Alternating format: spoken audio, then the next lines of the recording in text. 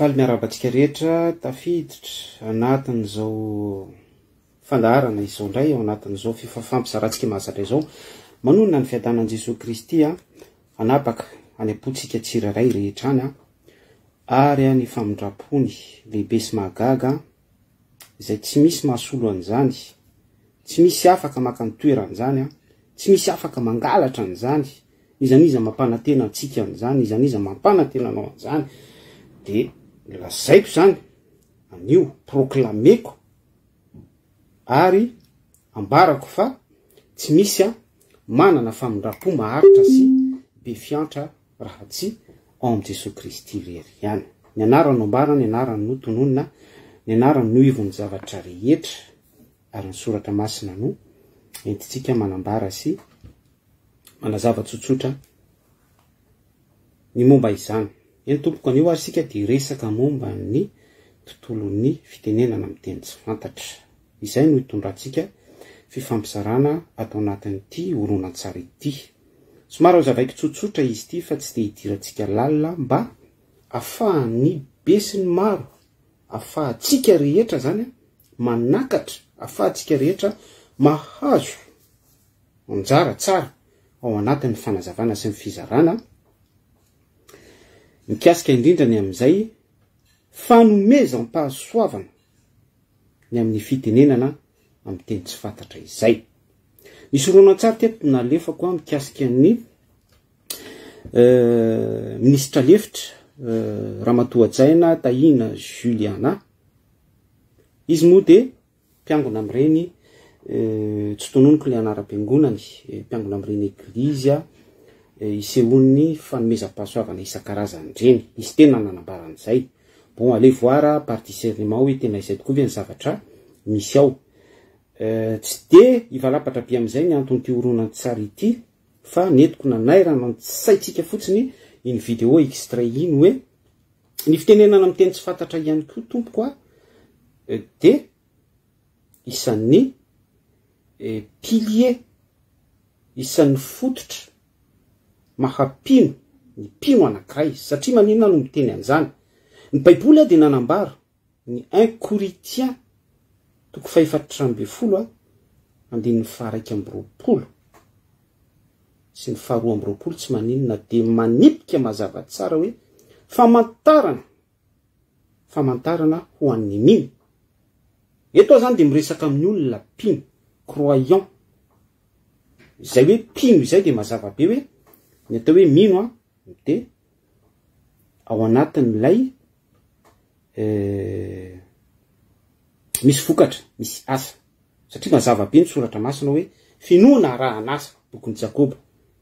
Soratra masina ihany zany fa tsy zany miasista sy manambara an'izany.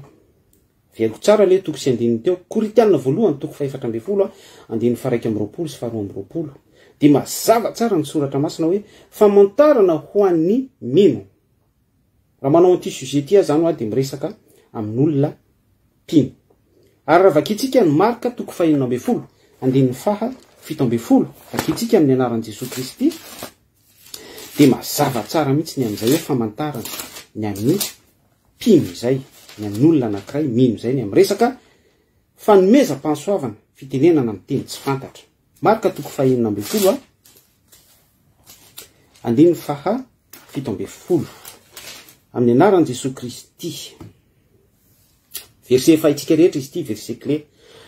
Ary izao famantarana izao no anaraka izay mino. Amoaka demoni amin'ny anarako izy.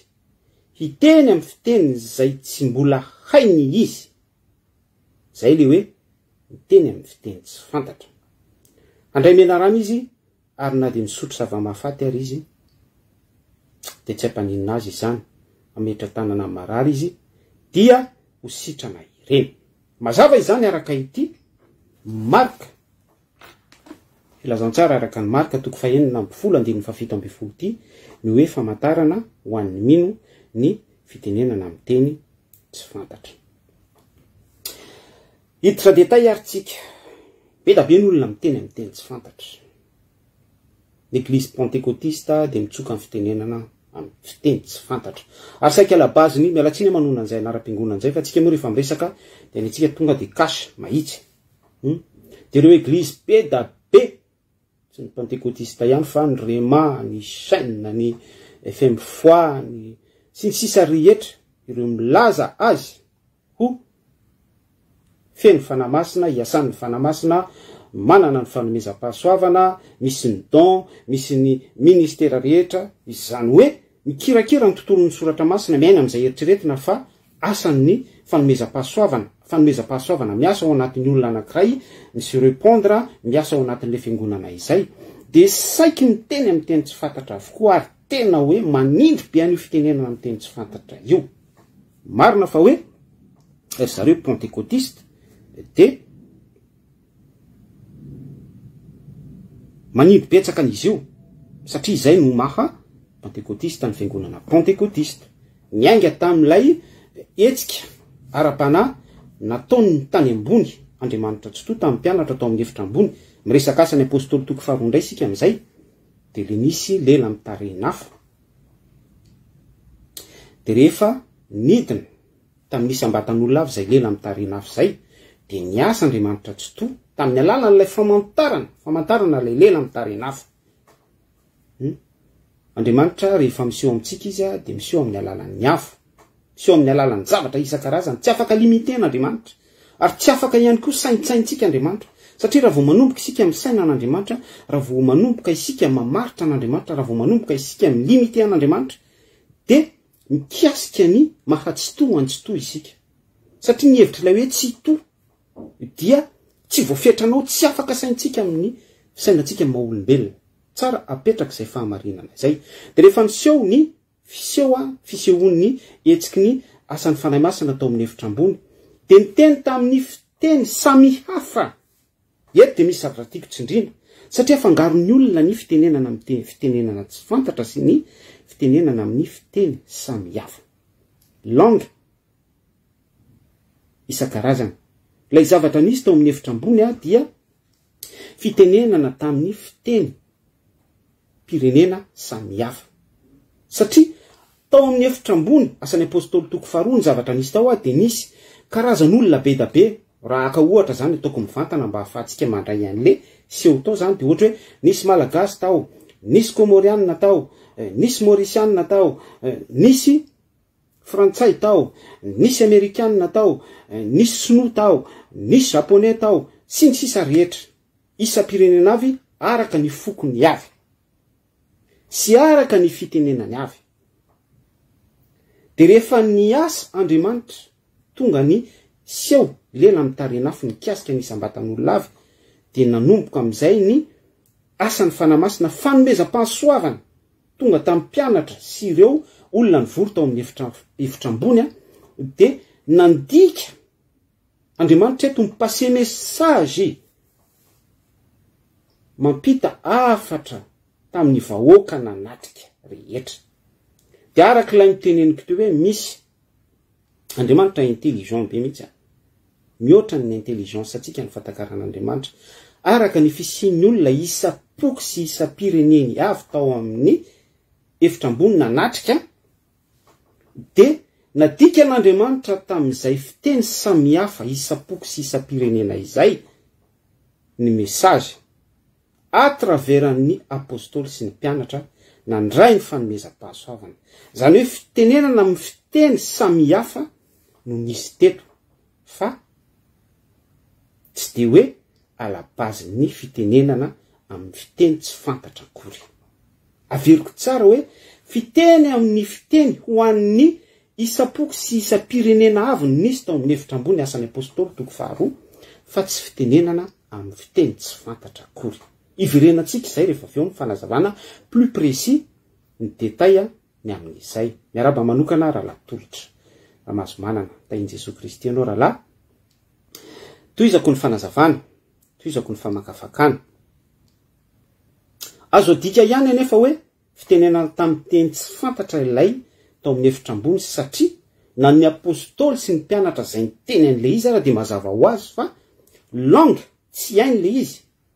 Zany hoe au niveau ny intelligence atsika sy ny fatakaratsika maolombelona zany de teny tsy fantatra le izy na de hoe ny fahamarina le izy ara de hoe fiteny ny firenena hafa isapoko ny avy a firenena hafa ivelan'ny izamy teny. Ohatra hoe za zao malagasy de tsy mahay fiteny sinoa na tsy mahay fiteny zareo pigmea na tsy mahay fiteny zareo zoloa de am'izay fotoan'izay ampitanen'Andriamanitra n'ilay fitenenany zoloa satria Andriamanitra tiapita mesazy amin'ilay firenena foko zolo de am'izay fotoan'izay ho anala izy teny tsy fantatra fa ala base le izy a teny fiteny samihafa isapoko sy isam-pirenena hafa. Satria maninona ho iaho no miteny an'izany? Ny fitenenana amin'ny fiteny tsy fantatra tompoko a dia tsy fitenenana amin'ny olona fa miteny amin'Andriamanitra. Tsara fantatritsika zay. Resaka esprit qui parle. Eo zany de maty daholo ny resaka conscience, ny resaka au niveau an'ny amy fisainatsika amin'ny olombelona. Zany hoe raha miteny anglisy aho zany, ka raha miteny je prêche amina olona anglisy anankiray na américaine anankiray de miprêcher en anglais ka misy olona tsy mahay teny anglais eo de am'izay fotoan'izay marina fa hoe teny tsy fantatry le olona tsy mahay anglais le izy fa à la base selon la Bible tsy fiteny amin'ny teny tsy fantatra izay fa fiteny amin'ny fiteny samihafa. Zay ilay tao amin'ny asan'ny apôstôly toko faharoa. Satria lay acte tao amin'ny asan'ny apôstôly toko faharoa tao amin'ny efitra ambony de message nipasen'Andriamanitra ho an'ny firenena sy ny fokom-pirenena nanatrika teo selon an'ny fitenenany. Fa tsy firesahana amin'Andriamanitra na firesahana amin'ny anjely. Dimension célestiale. Zay ilay fitenenana amin'ny teny tsy fantatra sujet atsika eto. Averiko tsara, ny fitenenana amin'ny fiteny tsy fantatra de tsy miteny amin'ny olona akory sika. Tsy resaka hoe communication horizontale entre atsika fa miresaka amin'Andriamanitra. Dimension ngezabe zany. Miresaka amin'ny anjely. Tsy za mamorona an'izany fa vakio ny 1 Corinthiens toko faha-efatra ambin'ny folo andininy faharoa. Tsy maninona vakitsika mihitsy le izy afa-tsika manamarina an'izany zavatra zaraintsika izany.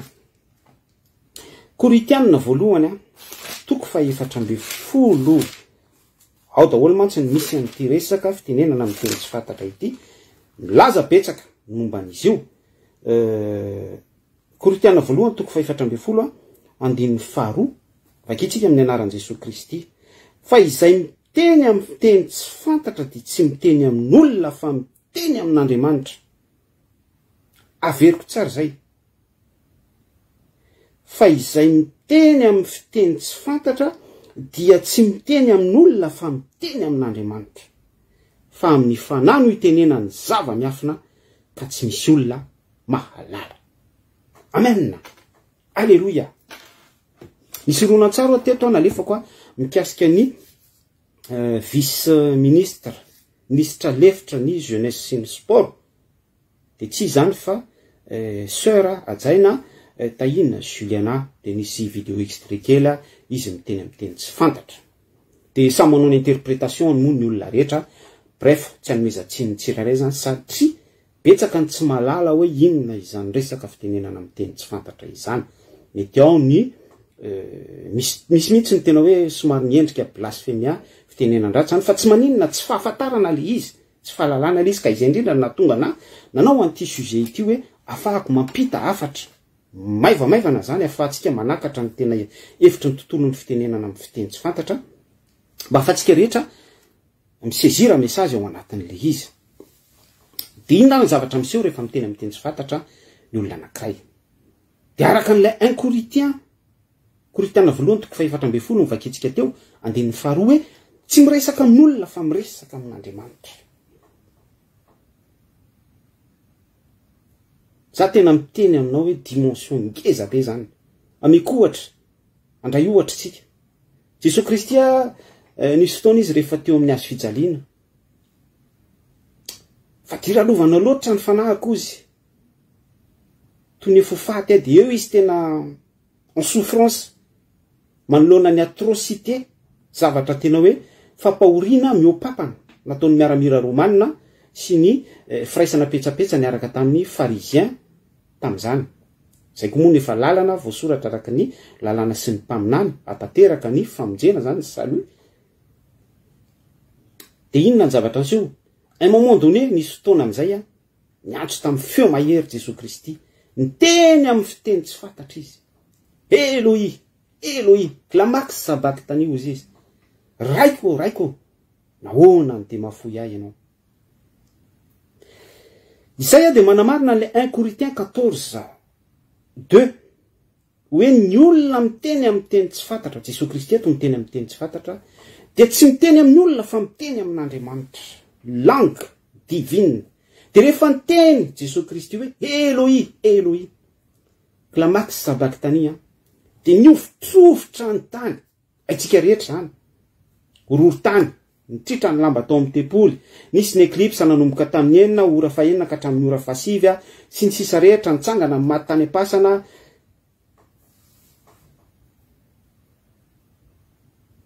Mandefa mesazy ara-lasy lanabavy. Jesosy Kristy eto zany raha miteny amin'ny fiteny tsy fantatra izy, miresaka amin'Andriamanitra. 1 Corinthiens 14:2 de arak'ilay ohatra ny raisintsika teo ao anaty baiboly, de niozongozona ny herin'ny lanitra. Mesazy ngeza be zany pasiko aminao zany.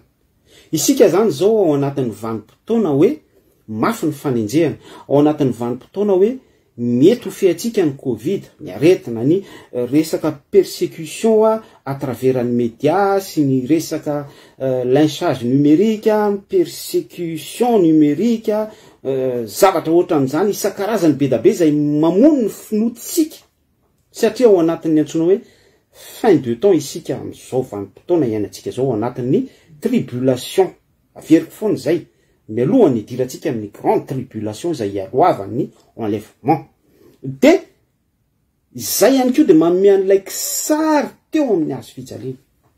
Jesosy Kristy tao anatin'ny fahoriny tribulation, imagin'ilay zanak'Andriamanitra persécuté, izasy ianao zay pino, qui pratique bien la parole, miaina tsara ny soratra masina, tsy ndriko tsara hoe miaina tsara ny soratra masina, mitoy hatrany amin'ny fitenenana ny fiteny tsy fantatra, fanomezam-pahasoavana izay famantarana ho an'izay mino.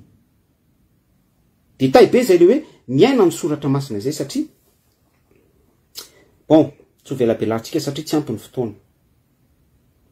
Misy fotoana miteny eto hoe tsika de samy zanak'Andriamanitra daholo, tsisy manompo devoly eto fa manompo an'Andriamanitra daholo. Mandefa message ao anatin'izany.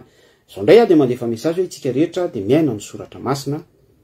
Ale voara, za tsy juger aniza siza fa ianao no manao mesure ny fomba fiainanao an'izay soratra masina zay, satria izay no miteraka ny vokatry ny fanahy eo amin'ny fiarahamonina iainanao. Normal be zany, alotsika be zany hoe isika porteur de fruit, mampita an'ilay fruit de l'esprit, de mitoy amin'ilay esprit tsika, azo naina Jesosy Kristy. Jesosy Kristy lay azo. Izao ny voaloboka ianareo ny sapana. Mazava be zany. De mamono vokatry ny fanahy am'izay tsika, de arak'izay ny vokatry ny fanahy isa tokony avy aitsika tsy anjery ny momba izay. Verenako lay topika hoe fitenenana amin'ny fiteny tsy fantatra. Izao vanim-potoana izao zany moa manome ny image ny Jesosy Kristy teo amin'ny hazo fijaliana, napahoriana, ny fantsiana, nororaina, ny tenenana ratsy. Raha zanak'Andriamanitra elahy de midina eo amin'ny hazo fijaliana io sy ny sisa rehetra, izany de efa miatra. Tsy fantatro, mametra question ianao raha tsy miatra aminao zany. Fa zaza miresaka aminao zao de iaran'izany. Que ce soit hoe akaiky na lavitra, na fianakaviana akaiky, na voisin, na mpiara-miasa, na niza. Fa raha vao miseho fotsiny ny endrika, surtout ianao hoe miprêcher, mizara tenin'Andriamanitra na amin'ny fianakaviana raha de ataon'ny olona fimezana. Marina hoe mpaminany tsy masina tany, oui, voasoratra zany.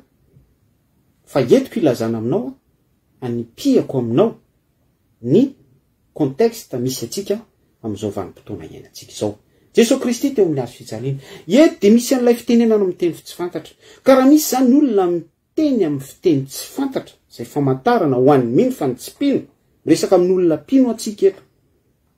de tokony koa misy an'izay vokatra izay tsy de voatery mitako hoe miozongozona ny herin'ny lanitra tahaka ny zavatra misy rehefa miantso miteny tamin'ny fiteny tsy fantatry Jesosy Kristy teo amin'ny hazo fijaliana de nitritra ny lamba atao amin'ny tempolo sy ny sisa rehetra tsy voatery ho izay any koa mantsy misy olana rehefa manao interprétation biblika isika mijery soratra masina de isika ny toa manery an'Andriamanitra maka fana grave be zay satria mamina vina isika hoe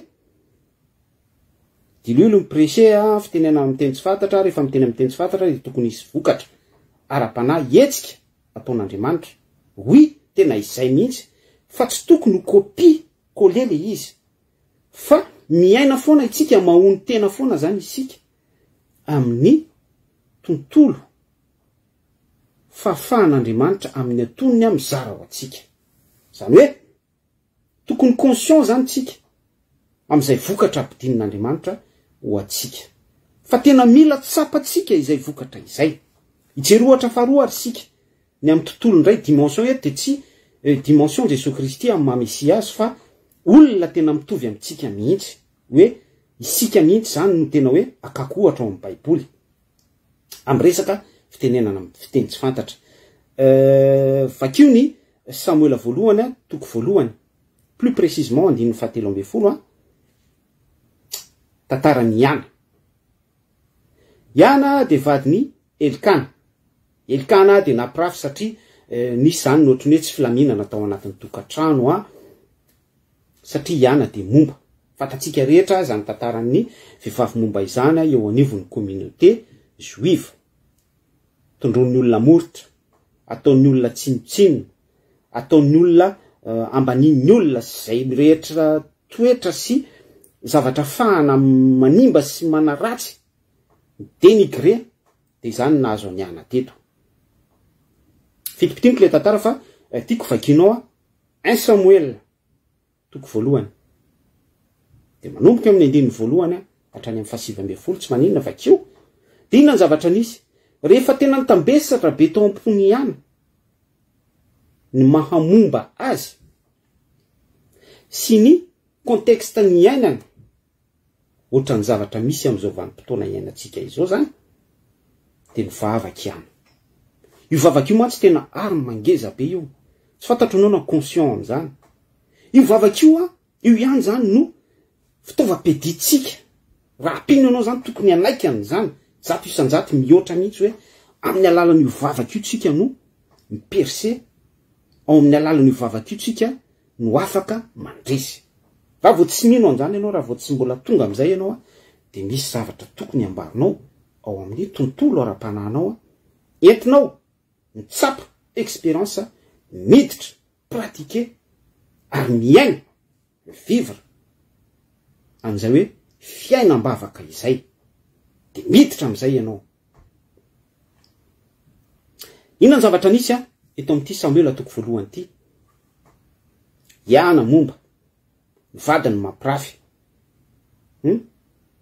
tiazo zazy izy taona mandroso tambesatra ao am-pony contexte be da be ohatra ny contexte misy amin'izao vanim-potoana iainantsika izao ary misy ny ka mitovy amin'izany problème izany nivelany zany ihany koa azo atao mirazotra amin'izany de ny zavatra misy zay iainantsika ny mpitondra mangalatra ny zavatra misy rehetra tsy afahantsika pino miaina kalalahana amin'ny fanontonan'Andriamanitra ary lasa misy fanahany fahavesarana zay le mahazo any aina eto Iana azafady vadiny Elkana eto nitambesatra ao amintsika ary zay zavatra zay tsy avela tsy tokony ho avela tsika avesatra ao anatitsika tsy tokony avelantsika ho vesatra ao anatitsika zay fa mila miditra amin'ilay fiainam-bavaka mivavaka isika ary eo sika no miady misy fotoana efa nizara teto hoe lay tany amin'ny filazantsarany Matio hoe midira ao amin'ny efitrano mangingina fa ndraitsika ao mangingina mandre atsika ao mangina de izy mamaly atsika ao mangingina zay le expérience idirany Iana eto de hatrany amin'ny hoe rehefa mivavaka Iana eto incroyable fa ahoana ozy Elkana sy ny olona rehetra mamo Iana zany eo mitomany Iana tsy miprononcer parole fa mivavaka fotsiny mietsiketsika ranomasy mandeha ihany. Fa za miteny aminao fa miteny amin'ny fiteny tsy fantatra ihany eto satria mivavaka izy ary misady rese amin'Andriamanitra. Manamarina an'le 1 Corinthiens 14. Toko faharoa. Fa kitsika tary amin'ny fampidirana hoe tsy miteny amin'ny olona fa miteny amin'Andriamanitra. Zay ka iana teto vehivavy momba. Ary nisy moa zany nitahaka ny hoe voady nataony iana teo hoe raha miteraka de omeko anao manontolo ny zanako de vatatsika mitantara aveo nahazo anisy Samuely izy taminany tsy nikasiana reza sy ny sisa rehetra tena natolony an'Andriamanitra. Fa zany teny anao fa rehefa nivavaka iana niteny tamin'ny fiteny tsy fantatra teto de nisy ny vokatra. Zay le zavatra nambarako tatsy ambadika tatsy hoe rehefa misy zany ny fitenena amin'ny teny tsy fantatra de misy foana ho an'ny vokatra ary tokony conscient amin'izany tsika, tokony miady fity amin'izany tsika eo anatrehan'Andriamanitra. Ary manaova remise en question raha miteny amin'ny teny tsy fantatra anao ka tsy misy vokatra. Fa za tena miteny aminao hoe matoa ny mpino anankiray miteny amin'ny fiteny tsy fantatra izy ka tsy misy vokatra de mijanona fotsiny au niveau an'ny fisainany sy ny conscience le izy. Zany hoe be ao am-pony fotsiny le izy, ny habeny ao am-po no hitenenan'ny vavany. De eo izy miteniteny fotsiny hoe bara sabakary yery siry bara kara ory yery sery bara sy ny sisa rehetra araky ny fitenenan'ny olona zany. Tena mi-imaginer fotsiny zany manao zavatra imaginaire izy. Fa tsy lay hoe misady rese amin'Andriamanitra, miteny tsy miteny amin'olona fa miteny amin'Andriamanitra fiteny nanjely. An'ilay tena bazan'ilay izy. De rehefa miteny tamin'ny fiteny tsy fantatra ihany, plus précisément hoe tao anaty pureté, justesse, antonony tsara sy tamin'ny fahamarinana hoe ny s'adresser ny contexte n'ilay 1 Corinthiens 14:2 s'adresser tamin'Andriamanitra, miteny amin'Andriamanitra satria resaka esprit sy esprit ny communiquer eto, esprit petit e, fanahy ny maha-olona ny fanahy, olona zany petit f fa sy esprit.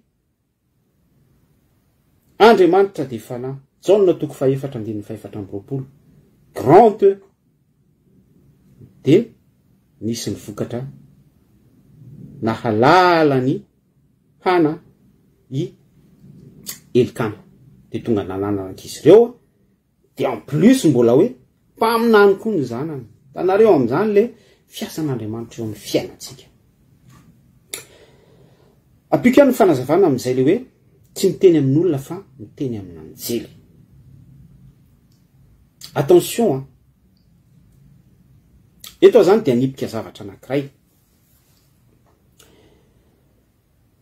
Tsy ny olona rehetra miteny amin'ny fiteny tsy fantatra akory de hoe misadrese amin'Andriamanitra tsy to.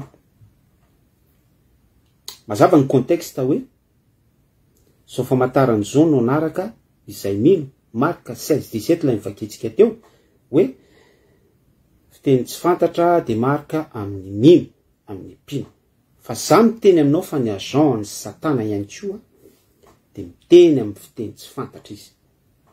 Mety ho gaga ianao angamba amin'izany zavatra lazaiko zany fa tena marina izany tompoko, tena marina izany. Ary zany ny anton'ireny resaka message subliminal ireny. Tanareo mpanao magie ihany koa de misy formule prononcée alohan'ny anaovan'ny magie, alohan'ny anamboarany potion majika, reo any amin'ny occultisme sy ny spiritisme de misy langue zay anazy manokana. Raha miresaka occultisme zao tsika de zareo any amin'ny mpandala ny resaka mantra, ny tantra sy ny sisa rehetra, occulte, ny éveil spirituel, zareo mpanao ny yoga, medium sy ny ohatran'izany. Fa za miteny aminao fa miinvoke fanahy. Ary zay ny danger amin'ity resaka fitenenana miteny tsy fantatra ity. Ho an'ny olona anankiray zay tsy ao anatin'ny contexte hoe mino an'Andriamanitra. Lay mino de tsy piako foana araka amin'ny bokin'ny Jakoba fa hoe finoana arahan'asa. Raha vao finoana zany tsy misy asa de zéro zany. Raha misy olona anankiray miteny amin'ny teny tsy fantatra zany ka tsisy résultat de mialatsiny fa zéro. Raha ohatra zany ny ministra lefitra tahina Juliana Adjaina, sœur, teny tamin'ny teny tsy fantatra izy hoe inona ny tao andohany zany teny tamin'ny teny tsy fantatra izy, mila gemme ve izy sa resaka buzz ve sa pour se montrer ve sa tsy fantako izy mahay an'izany. Ale voir ary ny résultat. Jesosy Kristy niteny tamin'ny fiteny tsy fantatra, etsiketsika ny lanitra, ny herin'ny lanitra. Iana niteny tamin'ny fiteny tsy fantatra, nahazo zaza. Fa raha ohatra zany misy olona anankiray miteny amin'ny teny tsy fantatra, maka caméra ohatra n'izao ataoko zao de miteny amin'ny teny tsy fantatra, j'adresse à tout le monde zany, en public, miteny amin'ny teny tsy fantatra io zany. C'est quoi l'intérêt? Anefa mazava tsara zany le hoe 1 Corinthiens toko 7:10 hoe miteny amin'ny teny tsy fantatra, miteny amin'Andriamanitra. Ka raha ohatra zany miteny amin'ny teny tsy fantatra ka miteny amin'Andriamanitra, pourquoi zany hoe maka caméra de maka vidéo de publier-ko? Aiza zany le Andriamanitra resahako? Bon, tsy te-hiteny zavatra betsaka hoe misy intimidation ve ao ambadika zany, misy resaka culte de personnalité ve ao ambadika zany, inona ny zavatra ao ambadika zany rehetrarehetra zany, fa par rapport amin'izay zavatra nizaraiko zay de anjaratsika no mitirer leçon. Hatreo zany de afaka mamitina tsara isika hoe voalohany fitenenana amin'ny teny tsy fantatra araka ny Marc 16:17 sy ny 1 Corinthiens 14:21 de famantarana amin'ny mino fa tsy pino. Miresaka an'ity sujet ty zany de miresaka amin'ny pino. Faharoa, ny fitenenana amin'ny fiteny tsy fantatra dia ny s'adresser amin'Andriamanitra miteny amin'ny anjely fa tsy miteny amin'ny olona. De eto de kakakaka ihany am'le misy fotoana ohatra hoe mitsidika amin'ireny fiangonana charismatique ireny, fiangonana pentecôtiste, fiangonana rema, ny refi, ny fiangonana sy ny sisa rehetra araka ny dénomination aniavy zany fiangonana zany surtout. De samy miteny amin'ny teny tsy fantatra io daholo. Bora baka miogaoga be daholo. Ary misy mihitsy tena hoe miezaka miteny mafy noho ny hafa. Fa petraka ao daholo zany ny fanontaniana hoe inona daholo ary ny intérêt ao anatin'izany. Za tsy miteny hoe ratsy zany. Fa tiako tsindrina zany ao anatin'izany rehetrarehetra zany hoe aza de eten'ny hafanapo be tompoko. Contrôleo. Fa ndraindray ara matetika ilay fitenenana amin'ny teny tsy fantatra tena hoe midéranger ny voisin mpiara mivavaka amintsika. Zany rehetrarehetra zany misy tena hoe tokony responsabilité atsika zany ao anatin'izany. Satria ny tanjon'Andriamanitra, ny tanjon'ny Yahweh Elohim, de ny fandrosoan'ny fiangonana, ny fandrosoan'ny tenatsika aloha, diratsika indray zay. 1 Corinthiens 14:14 vakio fa ny fitenenana amin'ny fiteny tsy fantatra de fampandrosoana ny tena manokana. De raha ohatra zany par rapport amin'ilay exemple andraisiko teo hoe za zany ampandroso ny tenako tonga amin'ny fiangonana anankiray miogaoga be mihitsy amin'ny teny tsy fantatra tena hoe à haute voix mihitsy, mety hoe any amin'ny ruelle, deuxième ruelle à 50 mètres mahenon'ny feoko. C'est quoi l'intérêt? Inona ny tanjona amin'izany? Afaka atao ampahendrena tompo. Parce que message zany je vise pas qui que ce soit. Soyons discrets. Andriamanitra de tian'Andriamanitra zany resaka discrétion zany. Parce que message mizara expérience anainako daholo zany. Allo tsika endry. Allo tsika tsy tia buzz. Allo tsika tsy tia fitoerana eny aloha. Rehefa mivavaka ny fariseo de miady toerana eny aloha. Za tsy jugeany madame vice-ministre lefitra hoe zay no caractère. Non. Izy raha masamijoro amin'ny finoany. Fa malgré fotsiny hoe mélanger le izy amin'ny tontolo politika. À côté ihany koa mety hoe fonction ny anazy. Na havoatendry azy amin'ny maministra lefitra azy amin'ny jeunesse sy ny sport. Fa tokony hainy tsara ny manasaraka an'izay lafin'ny politika sy ny lafin'ny baiboly zay satria Andriamanitra de miteny mazava mihitsy hoe fanjakako kosa tsy amin'izao tontolo zao rehefa natolotra teo anatrehan'ny Pilaty Jesosy Kristy fa raha tsy izany de mba niady ny antso legiona resy manta zany ho niady ho an'izao fanjakana izao. Mazava be ny teny Jesosy Kristy fa ny fanjakatsika de any an-danitra miafina dimension célestiale. Bref, bouclé qu'uni fanamariana kely vetivety iny.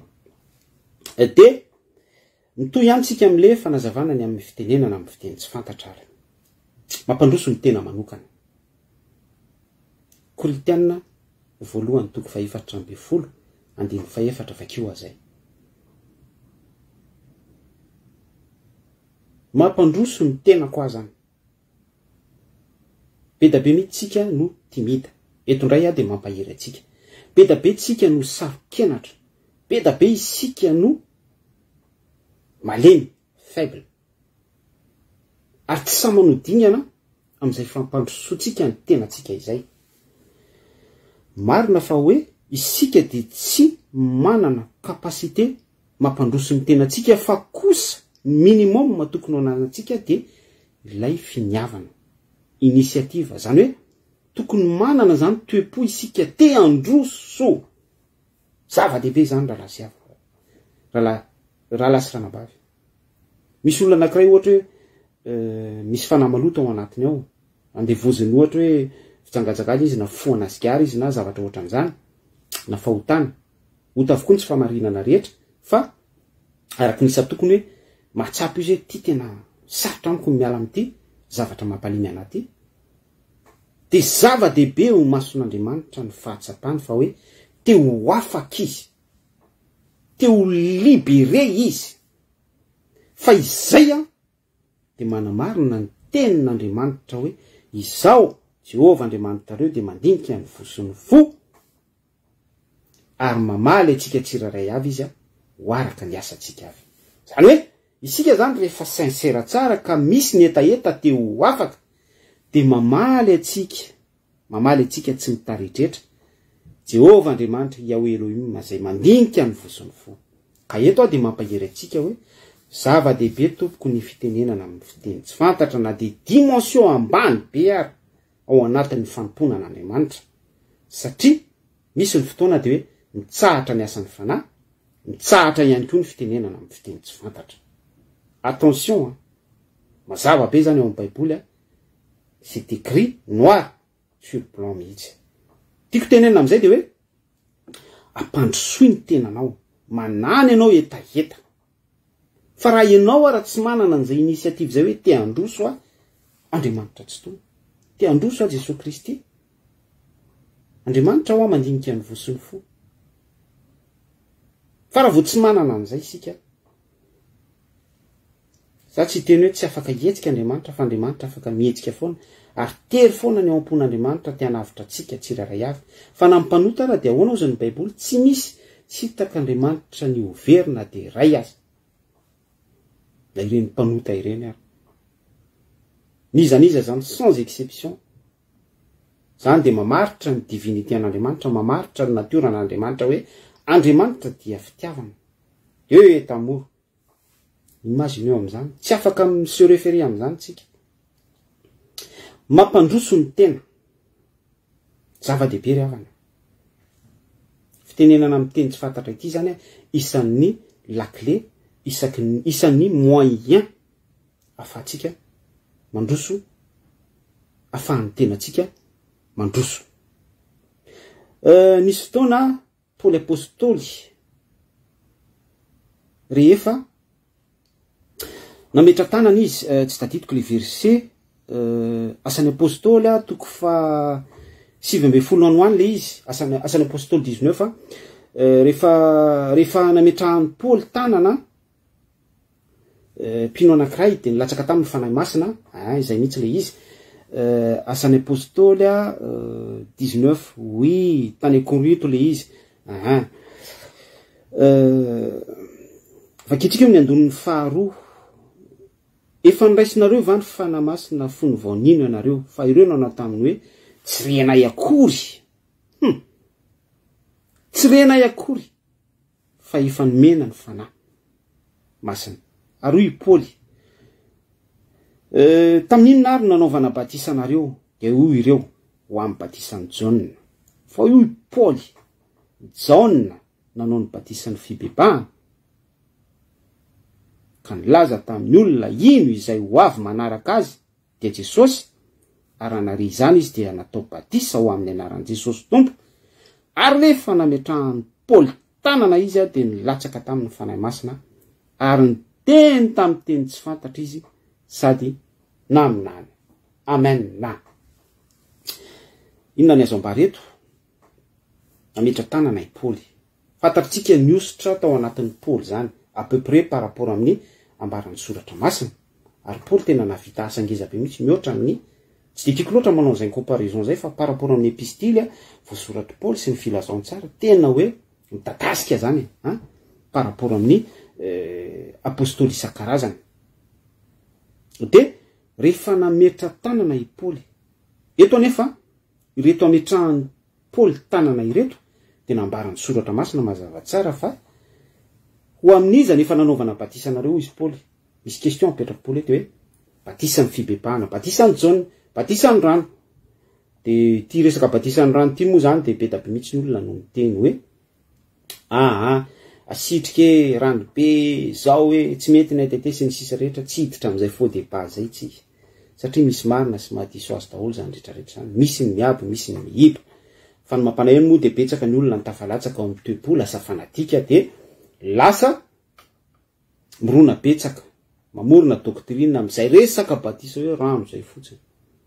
Bref, mbola ho avy ny fotoana efa nisy fotoana ihany any nandefa fanitsiana sy fizarana momba zay tsy valapatra am'izay tsika fa eto de andefa mesazy am'le hoe mampandroso ny tena. Eto misy an'reto mpino zay natao batisan'ny fibebahana, batisan'ny jaune. Fa ny précisen'ny Paoly tsara teto hoe jaune mpanao batisa ozy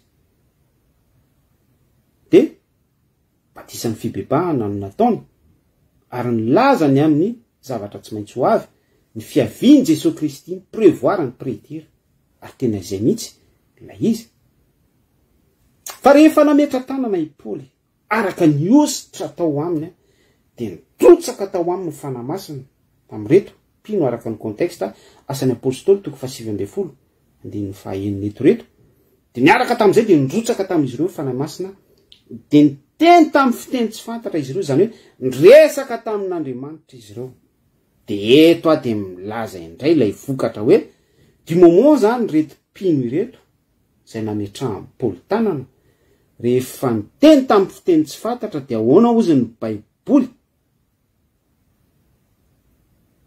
andininy fahaenina asan'ny apôstôly toko 7:20 andininy fahaenina tapany farany dia naminany izy ireo.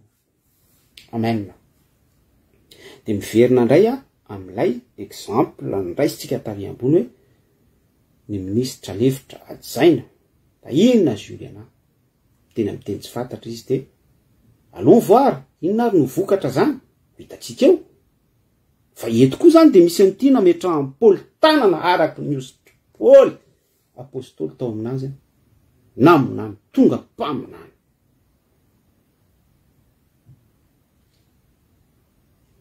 Zany rehetrarehetra zany de tsy mampisaina sy mampieritreritra atsika ny am'izany fampandrosoana tian'Andriamanitra androsotsika androsony ny tenatsika izany.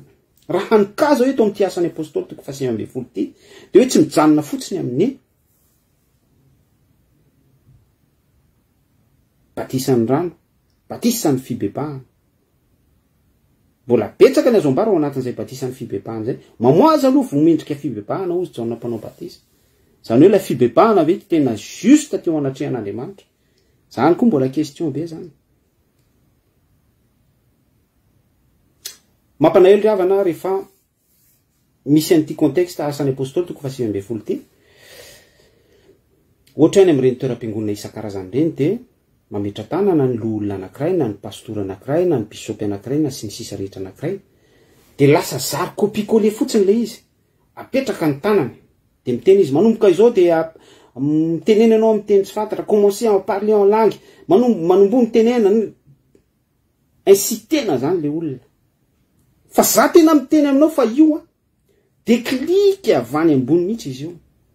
Asan'ny fanahy masina avany ambony mihitsy izy io. Misy zavatra miboiboika ao anatinao ao. Misy zavatra tahaka ny hoe rano mitosaka robinet miva avany am-ponao any mipololotra de miakatra ty amin'ny lelanao mifora n'io lelanao io, mamadika n'io lelanao io ary miteny ianao manomboka eo de tsy ny fiteny tahaka an'izao itenenako aminao zao miteny amin'olona fa misady resi amin'Andriamanitra. Zay la izy zay. Expérience niainako zay. Témoignage kely fotsiny hoe ny fotoana voalohany tenenako tamin'ny fiteny tsy fantatra, tsisy fametrahan-tanana. Fa za kosa tao alohan'izay tena nisy fibebahana lalina be tato anatiko. Tamina fiangonana anankiray pentecôtiste. De rehefa mandeha ny louange, mandeha ny adoration. Eo tao de mahatsiaro manokana andreo mpidera tam'izany. Isan'izany rahalahy Erika Antselatra iny. Mafantatra tsara izy ary fantatra tsara ihany koa izy. Izy mpitendry tam'izany vanim-potoana izany. Miala tsiny ana noho ny anarany. De betsaka andralasana nabavy tena hoe nafinaritra. Ekipa solide tao anatin'izany hoe mahampitera izany isan'izany koa ny tenako. Fa zao moa ny tena efa amin'ny dimension hafa indray miroso satria zay le hoe mampandroso ny tena. De rehefa nandeha ny louange sy ny adoration, za tamin'io mbola hoe mandalo période fibebahana, ny bebaka. Ary zany lazaiko hoe bebaka zany tena hoe misy zavatra tena hoe te hiala be ato anatiko ato, misy fanenenana, misy tena hoe repentance lalina, tena hoe conscient zany tamin'ny zavatra rehetra tsy nety nataoko rehetra. Incroyable ry havana fa Andriamanitra mampidefila le sary rehetra rehetra image ao anatin'ny subconscient. De tena tonga ontsa ny foko, tonga nalahelo, tonga tena hoe nanenina ny amin'izany rehetra rehetra zany. Louange mandeha ihany, ny adoration mandeha ihany, rehetra rehetra mandeha ihany.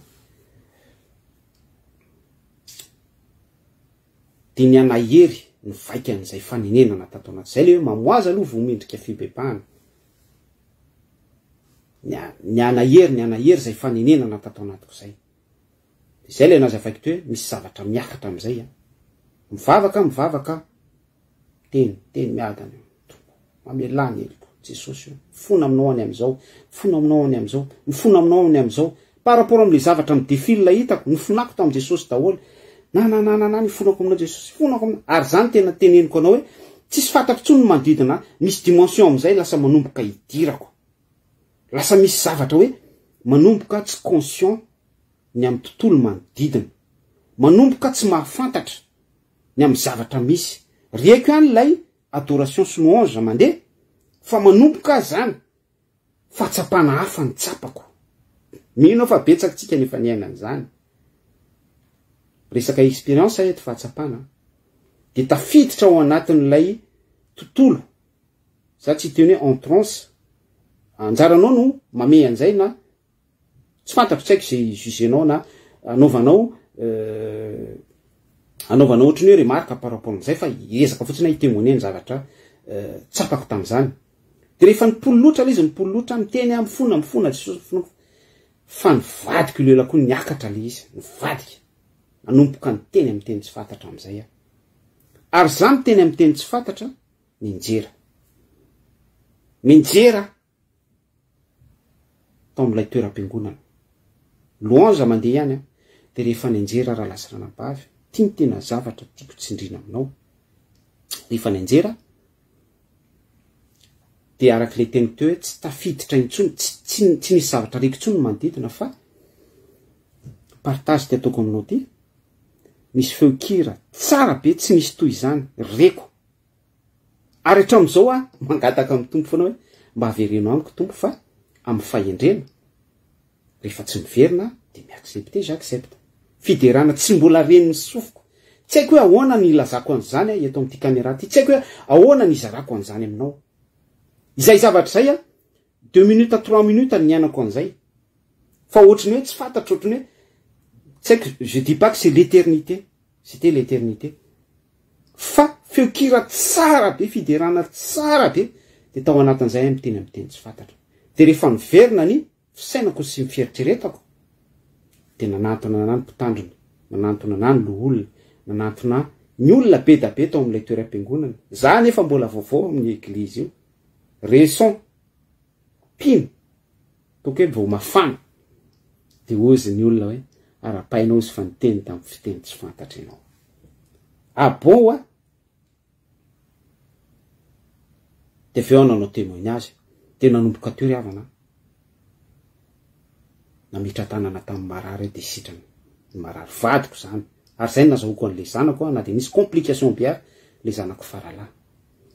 Nisy fotoana naminano an'le fiangonana, nisy fotoana ny prédira zavatra, nisy fotoana nandika ilazako aminao hoe fitenenana amin'ny teny tsy fantatra manamarina le zavatra andresantsika rehetrarehetra toy misady resi amin'Andriamanitra.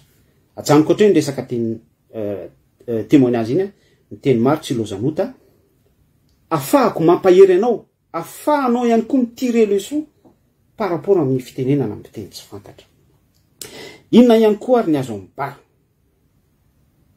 efa ndresakitsika teo ny amin'ny hoe fitenenana amin'ny teny maro samihafa isaboky sy isam-pirenena avy tsy fitenenana amin'ny teny tsy fantatra na de hoe tsy fantatra le izy ho an'ny olona anankiray izay tsy mahalala an'le langy. Efa nanazava koa tsika teo hoe ny teny amin'ny teny tsy fantatra de fanomezam-pahasoavana. Ny teny amin'ny teny tsy fantatra nazavaitsika ihany koa fa miresaka amin'Andriamanitra, miresaka amin'anjely. Inona ihany koa ny teny angeza be de ity 1 Corinthiens 13:13 oui tena angeza be ity. Eto de misadresser amin'ireo olona be da be zany religieux, misadresser amin'ireo olona be da be fanatique, misadresser amin'ireo olona be da be qui fait croire zany hoe manao semblant zany. Ary any le danger amin'ity fitenenana amin'ny teny tsy fantatra ity satria amin'izao epoka amin'izao chronologie iainantsika zao de tahako ny atao moyen ity fitenenana amin'ny teny tsy fantatra ity intimidena mpino, intimidena n'izao tontolo zao. De moa zany andray ohatra ny amin'ny vice ministre ny jeunesse sport Tahina Juliana atsaiko hoe resaka intimidation ve le izy, inona ny tanjona amin'le hoe monsieur télé, inona ny tanjona amin'le hoe public, inona ny tanjona amin'le grosse hieribara chaque hieribara buzz ve sa inona sa pour faire croire izy ny mahalala an'izay, responsable izy am'izay, tsy afaka am'izay izy ary surtout raha hoe tsy niresaka tamin'Andriamanitra izy. Danger be hoa io de mazava ho azy fa niresaka tamin'izy izy, resaka tamin'ny devoly izy zany, io tsisy quatre chemin zany io. Rehefa tsy miresaka amin'Andriamanitra amin'ny teny tsy fantatra zay ataoko na de hoe au niveau an'ny saiko sy ny amako ary miala tsiny efa mahitsy be am'zany teniko zany de devoly ny resahanao, miresaka amin'ny satana ianao, miresaka amin'ny demony ianao, ny devoly ny manafora ny lelanao. Araka le ohatra niraisitsika teo hitanareo re ny olona mpanao occultisme ireny, ry zareo mpanao yoga, ry zareo mpandalina ny éveil spirituel, ry zareo ao anatin'ny spiritisme ny médium sy ny sisa rehetra, ny mpanao magie, misy formule majika prononcena abracadabra miala amin'ny anaran'i Jesosy ohatra zany. D'autres zany koa ny any amin'ireny tantra sy ny entra reny, misy formule répétena iantsona n'ilay fanahy, misy feokira alefa, misy zavatra tahaka an'izany fa misy ao anatin'ilay etape n'ilay fitenenana amin'ny teny tsy fantatra daholo zany. Ny devoly koa tompoko de mahay miteny amin'ny teny tsy fantatra ary zay le ambaran'ny Baiboly 1 Corinthiens 14:2 hoe miteny amin'ny teny tsy fantatra tsy miresaka amin'olona fa miresaka amin'ny anjely ary fantatsika fa devoly ane ka anjely. Ny devoly de anjely pioko tao an-danitra tao ary ny devoly zany rehefa nidera tamin'Andriamanitra izy de ny fiderana nataony dia amin'ny fiteny tsy fantatra satria dimension celestiale ilay fitenenana fiteny tsy fantatra izay ane izy io zany hoe isika zany mivavaka de maka miditra amin'ny dimension an'ny anjely de miparler en langue, miparler amin'ny langue ny anjely, misady resi amin'Andriamanitra satria ny lelantsika ity tsy maintsy forana, ny lelantsika ity maloto, ny lelantsika ity mandova n'ilay ota atao amin'ny sahany edena. De plus zany tsika miresaka amin'ny esprit grand Dieu lay niresahako teo Andriamanitra tsy to de ny esprit no miparler, ny esprit atsika ny fanahintsika arak'ilay nambara teo hoe efa niraisinareo ve ny fanahy fony voanino ianareo asan'ny apôstôly 7:20 vao nifakitsika vo teo zay. Ry havana malala zava-dehibe io fitenenana amin'ny fiteny tsy fantatra io, mampahery atsika zany, mampandroso ny tena. Inona ihany koa ny azo ambara ny fitenenana amin'ny fiteny tsy fantatra ihany koa raha lasa ranabavy, sœur, frère isany de tokony isy mpandika teny. Attention, baiboly milaza an'izany a, fa tsy za. Azafady fa tsy novakiko la 1 Corinthiens 13 teo hoe miteny amin'ny fitenin'ny olona sy ny anjely kanefa tsy manam-pitiavana. Inona le hoe tsy manam-pitiavana? Andriamanitra dia fitiavana. Baiboly milaza an'izany. Tsy manana an'Andriamanitra zany. Ary zay le danger. Misy agent satana tafiditra any amin'ny fiangonana. Témoignage ndray ty zaraiko aminao ty, tsy za fa olona converti, tena hoe nidévoiler ny secret-an'ny satana. Isaky ny tonga amin'ny fiangonana anankiray izy dia miteny amin'ny teny tsy fantatra. Dia ny olona tsy manana discernement. Teny foana zany io rahalahy io isaky ny tonga ao, isaky mamangy an'ilay fiangonana. Izy mamangy ao io manozona. Miteny amin'ny anjely izy. Oui, 1 Corinthiens 14:2. Tsy miresaka amin'olona fa miteny amin'ny anjely. Fa lay anjely resahana io dia lay ange déchu. Satana. Attention. Za zany dia mampirisika antsika foana. Zay hoe aza matoky olona ozy ny baiboly. Aza matoky olona raha lasy ranabavy. Sœur, frère. Tsy mora ne manaraka an'Andriamanitra io. Za mora mizara zany dia manahitaitra ohatr'izany foana. Ary ny atonga dia micracher vérité. Mahitsy. Fa tsy zay rehetra miteny amin'ny teny tsy fantatra akory dia anjely. Olon'Andriamanitra. Zay rehetra miteny amin'ny teny tsy fantatra akory dia hoe olom-panahy. Fa misy agent ny satana amin'ireny. Dia nanomboka teo se dégrader le fiangonana. Se dégrader. Fa ny zavatra nafinaritra dia izao. Nisy antim-panahy izay voavolavola tao amin'ny fiangonana io. Dia nisy ny tahako ny hoe fivorian-dehibe jobily tao amin'izany fiangonana zany. Dia niverina ilay antim-panahy zany, invité, dia nifanojo teo ny olon'Andriamanitra, fanomezam-pahasoavana avy amin'Andriamanitra. 1 Corinthiens 14, 21, 22, araka ity hoe fitenenana amin'ny teny tsy fantatra ity. Sy lay agent satana fa vaky teo ny secret. Miteny amin'ny teny tsy fantatra amin'izay le agent satana. Mandika teny lay mpanompon'Andriamanitra. Fa teo ny eo dia miaraka amin'ny délivrance ho an'ilay lehilahy mpanompon'ny satana. Dia restaurer indray ilay fiangonana. Dia ny mpino rehetra izay nahazo fanaratsy sy ozona tao anatin'izany fiangonana zany tamin'ny fotoana namanginy lay mpanompon'ny satana n'ilay fiangonana dia nanaovana asa. Dia za miteny aminao fa nanomboka teo dia restaurer indray ilay fiangonana, miverina amin'ny herijika sy ny tontolo araka ny soratra masina tian'Andriamanitra andehanantsika. Mety tsy mino an'izany zavatra zaraiko zany ianao, fa zavatra marina zany raha lasy ranabavy. Zavatra marina. Mitandrema isika fa tsy izay olona miteny amin'ny teny tsy fantatra rehetra akory dia biblika sy avy amin'Andriamanitra. Zay rehetra miteny amin'ny teny tsy fantatra rehetra akory dia don avy any amin'Andriamanitra. Fataro amin'ny voany ny azo. Teo dia niteny hoe ny olona miteny amin'ny teny tsy fantatra dia tokony andika izy. Satria ny tanjon'Andriamanitra amin'ny olona anankiray miteny amin'ny teny tsy fantatra dia voalohany indrindra araka ilay efa nijerentsika teo araka ny 9 dia mampandroso ny tenany izy. Andriamanitra nefa tsy égoïste na hoe tia tena na hoe rasista sanatreavina izany. Ka hoe itsy ampandrosoan'Andriamanitra fa itsy tsy ampandrosoan'Andriamanitra. Fa Andriamanitra arak'ilay fanambarany momba ny resaka corps du Christ. Dia rehefa mampandroso amin'ny olona anankiray izy dia ampandrosony ihany koa ny ray fiangonana. Zay ny but an'Andriamanitra. Mampandroso ny fiangonana.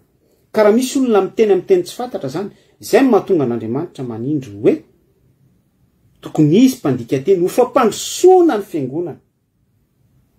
Attention. Eo zany raha misy olona miteny amin'ny teny tsy fantatra, miteny izy mampandroso ny tenany, ozy ny contexte biblika. Miteny eo izy, miteny amin'ny teny tsy fantatra eo izy. Tsisy mihitsy mpandika andeny. Fa tokony misy remise en question atao amin'izany.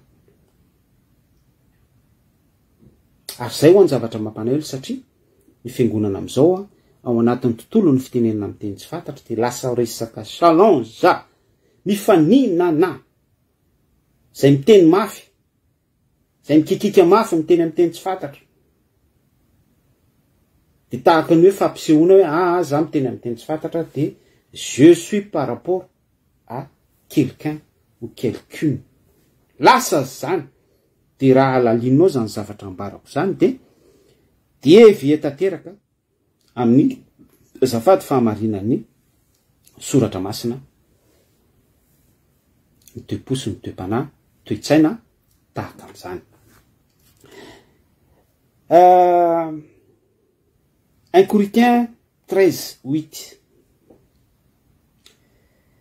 ny fitiavana tsy mba levona mandrakizay fitiavana tsy mba levona mandrakizay fa raha faminaniana de ho levona fitenenana amin'ny teny tsy fantatra de hitsahatra endr'Andriamanitra ry havana satria fantatr'Andriamanitra fa na de miteny amin'ny teny tsy fantatra ary isika na de mpaminany ara isika de afaka lavo foana afaka foana isika mbola mienjery ary be da be ny ohatra ao amin'ny baiboly am'izany jere fotsiny mpiara-mivavaka aminao mpaminany izy ohatra hoe pasteur Mayol naminany izy d'ailleurs ny contexte ny alevoara hoe ara-panahy ve mampandroso fiangonana ve mampandroso le izy ny tanjon'Andriamanitra na maminany ianao na mitoroteny ianao na miteny amin'ny teny tsy fantatra ianao na mampandroso an'le olona aloha de mampandroso ny fiangonana fa raha vao tsisy an'izay résultat zay de vaut mieux aprimo any naty tiroara na arivo any naty poubelle mihitsy fa tsy ava amin'Andriamanitra le izy fa resaka challenge resaka hoe faire croire resaka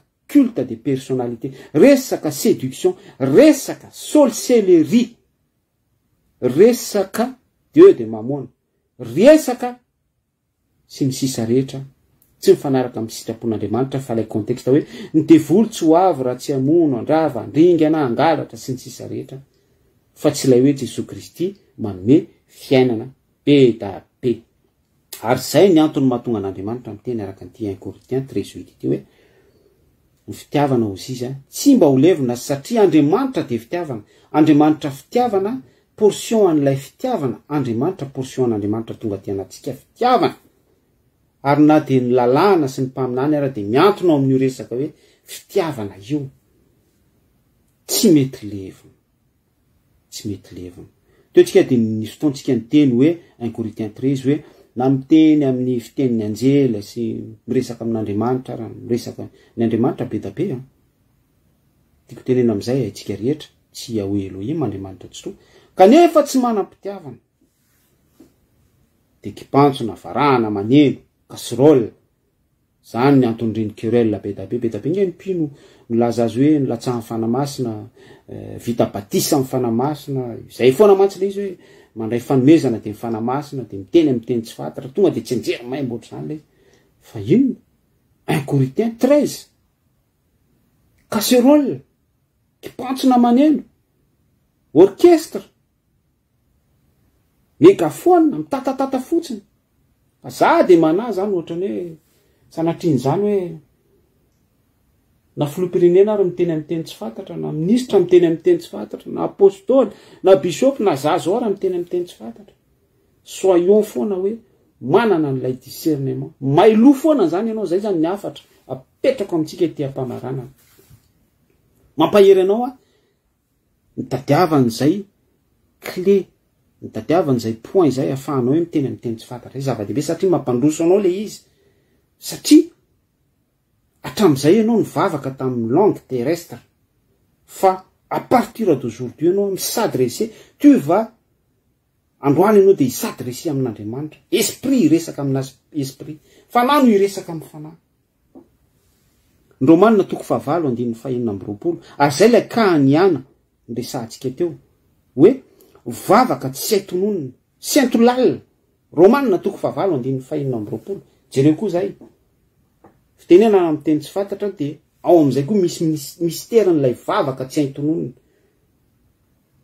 ary zay le hoe vavaka tsy hay tononony zay misurpasser ny intelligence atsika sy ny émotion atsika satria zany raha miteny prononcer prière manambara vavaka mbola zavatra haiko tononony mbola zavatra fantatry ny saiko ohatra hoe mifona aminao Jesosy ny amin'ny zavatra ohatran'izao mbola hoe takatry ny saiko zany tsy fahamendrehako tamin'izay fotoana izay mangataka aminao atompo fa ao izao olana tahaka izao mbola takatry ny saiko izay zavatra zay fa eto amin'ity miteny amin'ny teny tsy fantatra hoe misadresy amin'Andriamanitra ity de misy an'ity ka ity ihany koa araka ny Romanina toko fahavalo andiny fahinana amby roapolo hoe vavaka tsy hain tononona sentolali na misurpasser ny resaka émotion atsika ny sentiment atsika zay le hoe mampandroso ny tena zany dimension zany mbola farany ambany ao zany zavatra resatsika zany izany zavatra izany no mba hanairako anao zany androany ary zay no natonga anana nametraka nyity sujet ty hoe fitenenana amin'ny teny tsy fantatra ngeza be izy io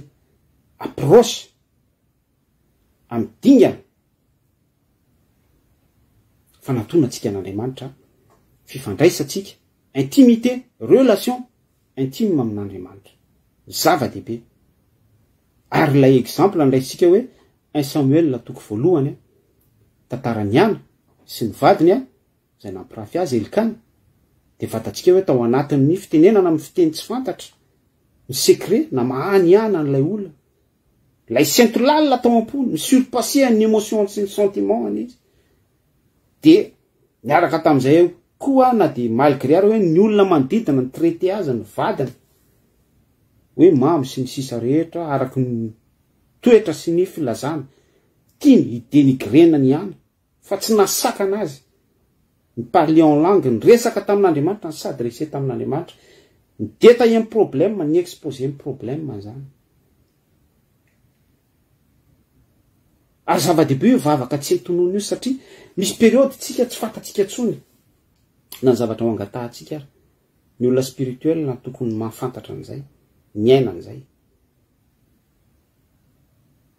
imagine ke le kan Jesosy Kristy le hoe fa diranovana loatra ny fanahiko toy ny efa ho faty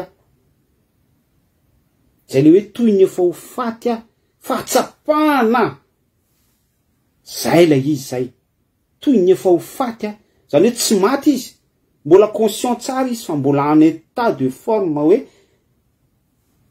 tsara toe-batana tsara mbola miasa tsara ny conscience rehetra fa misy sento ao anatiny hoe misy fahatsapana ao anatiny hoe toy ny efa ho faty lay ce jour de mort manantona anazy mitambesatra aminazy tonga fahatsapana ao anatiny nanosika azy teny amin'ny teny tsy fantatra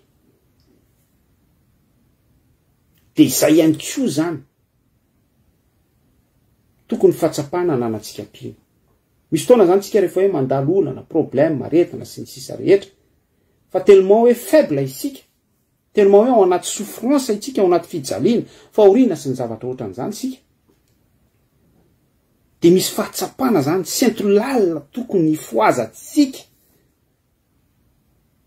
ary ao anatin'izay tsika mamony fitenenana amin'ny fiteny tsy fantatra de izay no mamaky la efitra manasaraka atsika amin'Andriamanitra tsy to de ny devoly zany Efesianina 6 eo ambony lohatsika eo ny mpanjaka ny fahamaizina n'ity zao tontolo zao ity de izay fitenenana amin'ny teny tsy fantatra zay miaraka amin'ilay sento lalina mitondra n'ilay sento miakatra any amin'Andriamanitra tsy to afahan'Andriamanitra tsy to mamaly vavaka atsika arak'ilay ohatra be da be fandraisitsika teo hoe raha misy ny fitenenana amin'ny teny tsy fantatra de misy ny valim-bavaka miaraka amin'izay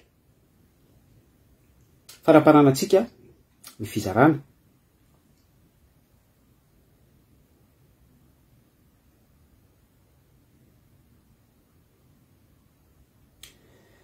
amaranantsika azy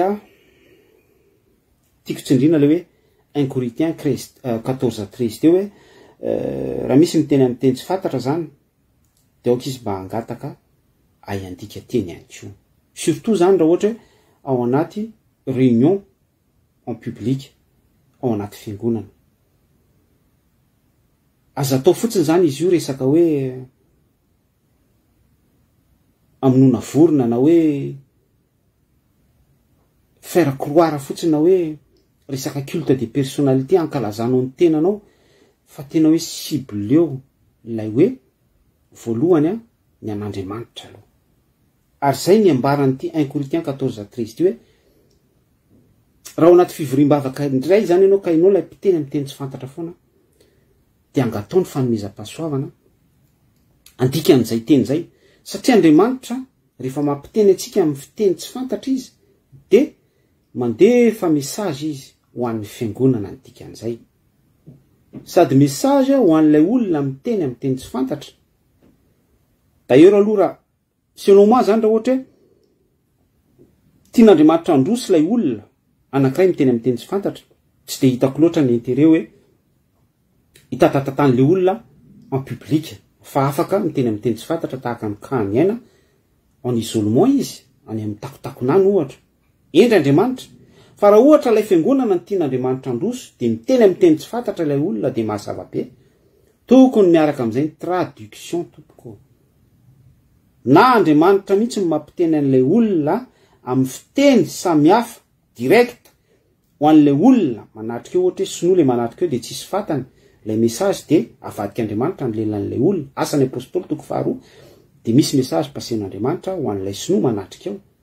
Na miteny amin'ny teny tsy fantatra lay mpino, misy mpino eto avadika Andriamanitra ny lelany fanomezam-pahasoavana de miteny amin'ny teny tsy fantatra izy, fa tokony miaraka amin'izay de misy fandikateny, satria ny tanjon'Andriamanitra de miara mandroso ireo fiangonan'ireo fa tsy Andriamanitra hoe rasista na hoe Andriamanitra ity tena na hoe Andriamanitra ity ihany no tiako fa ity tsy tiako na sy ny sisa rehetra. Ampy angamba izay fanazavana zay, fanazavana tsotra de tsotra mikasika ny amin'ny fitenenana amin'ny fiteny tsy fantatra. Mino fa misy lesona voarainao anatin'izany, betsaka ny azo ambala ny zahako ny azavaina tamin'ny faran'izay tsotra le izy mba ahafahantsika mandray afatra, ahafahantsika mandiny teny, ahafahantsika indrindra mijery ny toerana misy atsika hoe efa mandroso marina ve za sa mbola aiza ny état d'esprit isiko eo amin'ny fanaovako ny sitrapon'Andriamanitra. Zay ny afatra raha lasa nanabavy fa de mahireza ao amin'i Jesosy Kristy mangatany fanomezam-pahasoavana miteny amin'ny teny tsy fantatra, fa zava-dehibe io, na de hoe mbola tena hoe bitika de bitika ao amin'ny fanomezam-pahasoavana amin'Andriamanitra, mihoatra amin'ny fitiavana, mihoatra amin'ny faminaniana, mihoatra amin'ny zavatra isan-karazany sy ny ministera anankidimy. Au moins efa mba manana an'izay aloha ianao, fa zava-dehibe ho iaho. Jaona mpanao batisa de isan'ny kely indrindra ao amin'ny fanjakan'Andriamanitra, fa tsy misy lehibe noho i Jaona raha ny natera be vavy. Baiboly ny laza an'izany fa tsy za. De ohatran'izay ihany koa no entiko manambara aminao hoe kely indrindra amin'ny fanomezam-pahasoavan'Andriamanitra ny fitenenana amin'ny teny tsy fantatra. Fa raha hainao no mikatsaka an'izay, miaina izay ao anatin'ny fahendrena, de tsy misy lehibe mihoatra amin'izay eo amin'ny fanaovanao ny asan'Andriamanitra, fa mpandrosoanao ny tenanao, fa mpandrosoanao ny tokantranonao, fa mpandrosoanao ny fiangonana, fa mpandrosoanao ny zavatra rehetra araka ny lamina tian'Andriamanitra apetraka miaraka aminao sy ny tian'Andriamanitra androso amin'ny alalanao. Zay anaovako, amen sy alleluia ho anao amin'ny alalan'izao fandarana izao. Iboucleko azy de hoe arak'le fahitantsika teo hoe misy fotoana de mitsahatra ny fitenena amin'ny teny tsy fantatra, ny faminaniana, ny asan'ny fanahy. De miditra indray tsika dimension hafa, ambony kokoa noho izany. Contexte hafa moa ilay izy, ny anton'le hoe mitsahatra ny asan'ny fanahy, tsy ho resantsika androany fa ho resantsika amin'ny vanim-potoana manaraka raha sitrapon'ny Tompo. Tiako tenenina amin'izay de hoe na de nahazo ary ny fitenena amin'ny teny tsy fantatra tsika, na de naminany ary sika, na adia sy ny sisa rehetra ary sika amin'ny ministera isan-karazany, zava-dehibe ny fanetretena. Zava-dehibe ny fanetretena. Témoignage-n'izany ny tenako. Nisy fotoana efa nirehare lavo. Fa ny Tompo de endry foana ary manarina atsika, mampianatra atsika izy. Na de lavo impito ara ozy izy ny marina, de tafarina foana. Fa zay tena aminao na de lavo impito amin'ny fitopolo sy ny sisa rehetra ara, de Andriamanitra de maharo-po amintsika sy be famindrapo amintsika foana. Fa tadio zay teniko sa hoe manetry tena. Manetry tena. aza de ty makamaka video teny amy teny tsy fantatra te hivoaka amy tele sy video za miteny amy teny tsy fantatra zany hoe za zany mandroso no ny vahoaka malagasy isery kery ery barasiry non soyons discret toe-potakin'Andriamanitra amitsika zany fa ny fanatretena isan'ny zavatra ngezabe afahantsika manao dingana lehibe ny fireharehana no mialoha any fahalavona ainao zany aitsika rehetra zany baiboly nampianatra antsika an'izany raha lasy ranabavy mazava ihany koa ny baiboly hoe na de mahay ny fiteniny anjely ary tsika miteny amy teny tsy fantatra ary tsika mahay maminany sika mahay an'izao don spirituel isan-karazany zao tsika fa tsy